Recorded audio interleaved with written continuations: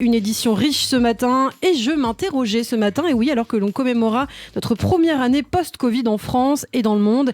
Et je me disais, c'est vrai qu'on a presque oublié. Qui se rappelle que le premier décès dû au coronavirus recensé en dehors de l'asile a été en France? Et oui, c'était il y a un an, le 14 février 2020.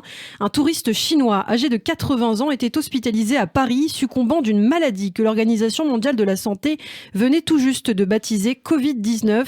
Aujourd'hui, un an après, c'est un bilan très lourd que nous recensons en France. Plus de 80 000 morts dans notre pays.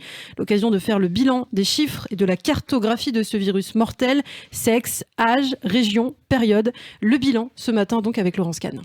Et oui, vous le disiez, Ilana, 81 647 personnes, c'est le nombre de personnes ayant succombé à la Covid-19 en EHPAD ou à l'hôpital en 11 mois et demi, puisque le compteur a démarré précisément le 1er mars. Le temps que le système de dépistage et de remontée des informations soit mis en place. Un bilan déjà très lourd, mais sans doute encore incomplet. Et oui, un bilan dramatique, mais qui permet de dresser le portrait type de tous ceux qui ont succombé et qui ont mis dans la peine des milliers de familles. On le sait sur notre territoire, malheureusement. Aujourd'hui, on sait en tout cas que les plus âgés sont largement les plus vulnérables, Laurence. En effet, c'est une certitude. Les anciens payent un lourd tribut. 94% de ces morts recensés du Covid-19 sont âgés d'au moins 65 ans. C'est ce qu'a indiqué jeudi dernier Santé publique France dans son point hebdomadaire. Dans le détail, à l'hôpital, plus de 85% des 57 648 patients décédés avaient au moins 70 ans. Et oui, d'où l'importance de faire très attention aux personnes âgées lorsque l'on rencontre par exemple nos grands-parents et de respecter avant leurs 2 doses de vaccin et même après finalement, puisqu'il y a encore beaucoup de doutes, les gestes barrières. Les personnes âgées sont donc fragiles, mais aussi celles présentant des comorbidités. C'est vrai, une grande majorité de patients décédés présentaient des facteurs de risque. C'est le cas de 65% de ceux pour lesquels Santé publique France a reçu par voie électronique un certificat de décès mentionnant la Covid-19 parmi les causes.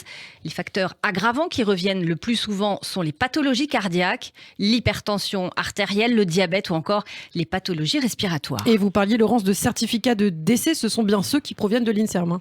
Oui, et plus précisément de son centre d'épidémiologie sur les causes médicales de décès, le fameux CEPI-DC. Celui-ci travaille à recenser les morts selon leur cause initiale, où qu'ils aient lieu. Au 31 octobre dernier, 44 365 certificats de décès avec mention Covid-19 avaient ainsi été reçus par voie électronique ou papier. Au total, 30% des certificats sont reçus par Internet, les 70% d'autres par papier, mais avec 3 mois de retard, c'est en tout cas ce qu'indique le CEPI-DC. Oui, donc j'imagine qu'il faudra encore plusieurs mois de travail pour établir là où la Covid-19 a été la cause initiale du décès et pas seulement où il y a contribué. Alors âge, comorbidité et au niveau du genre, on sait, Laurence, que les hommes sont davantage touchés également. Absolument, 58% des patients décédés à l'hôpital et 54% de ceux pour lesquels un certificat de décès a été remis par voie électronique sont de sexe masculin. Ce qui nous amène à réfléchir, les femmes seraient-elles plus résistantes? Eh bien certainement, on a toujours été plus fortes, plus résistantes, Laurence, de toute façon. Mais plus sérieusement, je crois que c'est parce que les hommes affichent un profil aussi plus à risque. C'est vrai, on considère en fait que les hommes, par exemple, fument davantage, même si c'est de moins en moins vrai. Des scientifiques jugent aussi possible que l'immunité chez les femmes soit facilitée par les oestrogènes, ces fameuses hormones sexuelles. Cet écart est d'autant plus frappant que 61% de la population française âgée d'au moins 75 ans et de sexe féminin, d'après l'INSEE. Et concernant les régions, on s'en souvient, c'est le Grand Est qui a été particulièrement touché au début de la crise et même toujours, je crois, la région arrive en tête. Tout à fait. L'Île-de-France, l'Auvergne-Rhône-Alpes et le Grand Est, vous le disiez, sont les 3 régions qui recensent le plus de décès à l'hôpital sur l'année.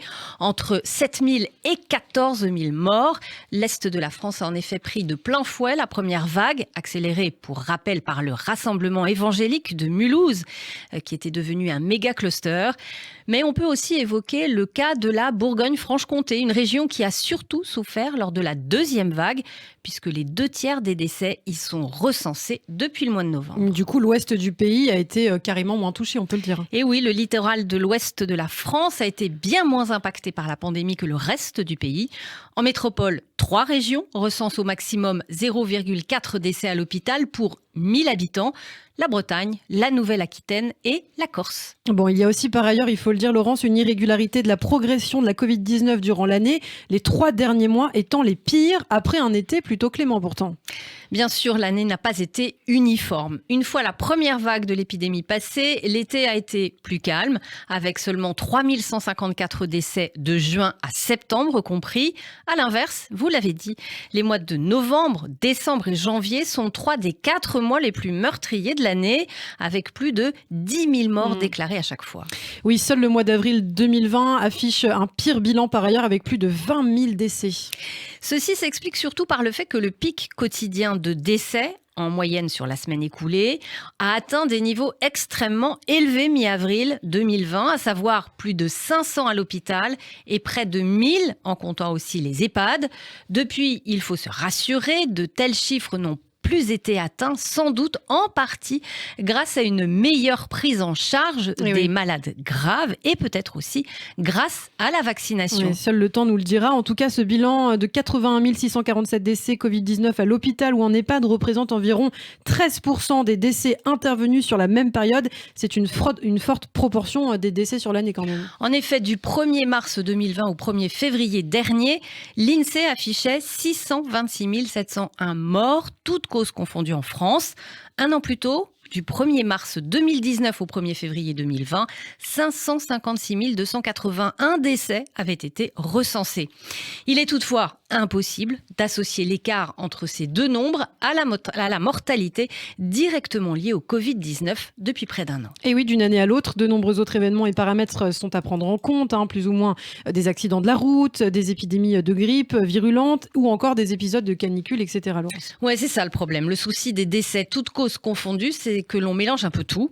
Les effets directs du Covid-19, ses effets indirects si d'autres maladies sont moins prises en charge ou à l'inverse, s'il y a moins d'accidents et les autres causes. En tout cas, il faut préciser une chose, ce bilan des décès à l'hôpital et en EHPAD que l'on dresse aujourd'hui ne prend pas en compte les décès à domicile.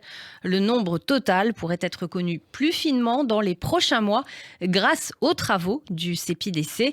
Je le rappelle donc, le Centre d'épidémiologie sur les causes médicales de décès. Bon, et concernant le coronavirus dans le monde à présent, il nous reste quelques secondes à noter ces chiffres. On dénombre plus de 109 millions de cas de coronavirus à travers la planète et plus de 2 400 000 décès.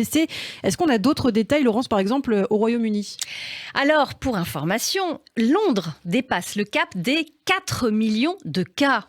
Quant à l'Autriche, par exemple, elle a décidé de rouvrir ses écoles cette semaine, mais teste étudiants et enseignants chaque semaine. Par ailleurs, pour l'anecdote, et c'est complètement inédit, mais vous savez qu'en Autriche, il faudra désormais présenter un PCR négatif datant de moins de 48 heures pour aller chez son coiffeur. Ah ouais, c'est quand même incroyable. Bon, il faut être motivé du coup pour aller se faire coiffer, Laurence. Mais bon, voilà, ils prennent leurs précautions. Est-ce qu'on a des nouvelles de nos amis américains par ailleurs ? Alors, justement... Good news in English dans le texte. Aux États-Unis, le nombre de nouveaux cas est en baisse dans les 50 États.